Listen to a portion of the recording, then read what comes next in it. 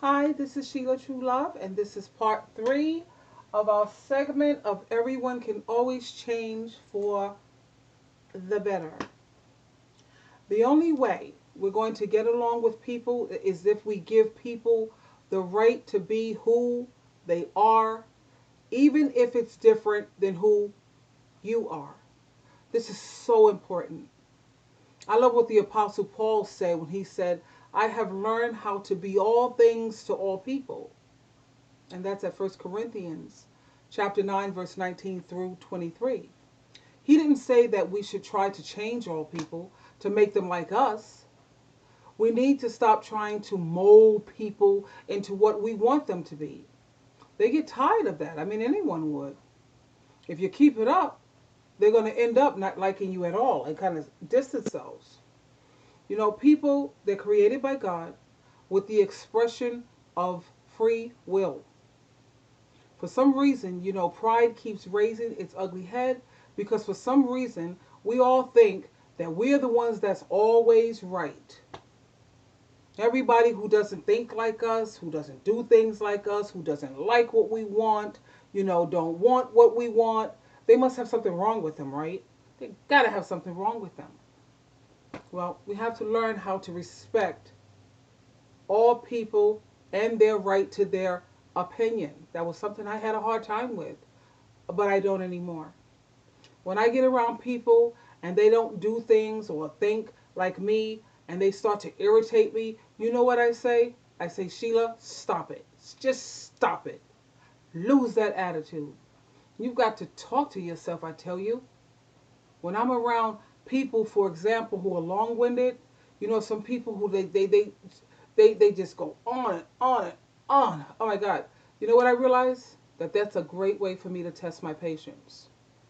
We all have the right to have our own opinion without pressure from somebody else trying to change our opinion or our view. What I've also come to realize is that when other people don't agree with us, you know why we get uptight with that? Because we feel rejected. That's why we can't stand it when other people disagree with us. The way to maintain the way to, I'm sorry, the way to maintain peace, respect, and unity in your home is to respect other people's rights. This is going to affect all the blessings that you receive in your life. When someone doesn't agree with you, there's no need to keep talking. You keep talking. Why? Because you're trying to change their mind. You're trying to change people's way of thinking. You know? People will think when you do things like that, I have a right to my opinion, and I don't need somebody who's going to keep trying to change me or keep trying to change my opinion. God, I got to tell you, He gave me a revelation. And you know what that revelation said to me? That when people don't agree with me and I sometimes feel rejected, that's why I get uptight. That feeling of rejection. But I learned that just because someone doesn't agree with my opinion, that doesn't mean they are rejecting me. You know? Let's not get our who and our do mixed up. That's a good point. I love using that. Who and our do. People don't have to agree with everything you think in order to love you. They don't have to like and want everything that you like in order to love you.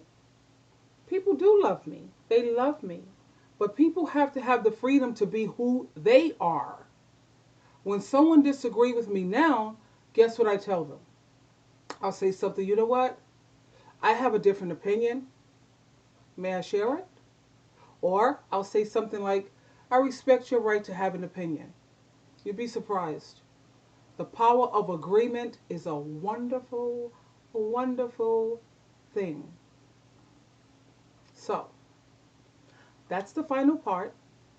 And in closing, as I always say, you always have a choice. You always have a choice. That's what life is about, choices. This is Sheila True Love. We'll talk again. I love you.